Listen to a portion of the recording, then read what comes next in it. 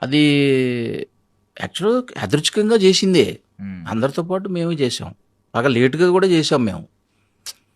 పెద్దగా దాంట్లో ఆ, పెద్దగా ఏం చెప్పడానికి కూడా విమర్శించడానికి కూడా ఏముందని. కాకపోతే ఏంటంటే పెద్దవాళ్ళని విమర్శిస్తే మనకు ఒక గుర్తింపు వస్తుంది. నువ్వు అలా ఎన్ని రోజులు పెద్దవాళ్ళని విమర్శిస్తూ కూర్చొని పెద్దవాడు అవుతావు? ఒకటి. ఉమ్, రెండోది, అది ఆల్రెడీ అందరికీ తెలిసిన విషయం అది. ఇప్పుడు న్యూస్లో వస్తుంది, మరి వాళ్ళని అడగలేదు నువ్వు? న్యూస్ పేపర్స్లో వస్తుంది, ప్రతిరోజు వస్తుంది, అప్డేట్ వస్తుంది, నువ్వు ఫాలో చేస్తున్నావా? సహృదయత అనేది ఇక్కడ చాలా ఇంపార్టెంట్. ఉమ్, ఒక జర్నలిస్ట్కి ముఖ్యమైన క్వాలిఫికేషన్ ఏంటి?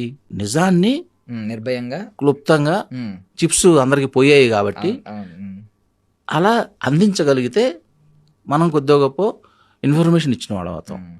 ఇవన్నీ కొద్ది రోజులే ఉంటాయి.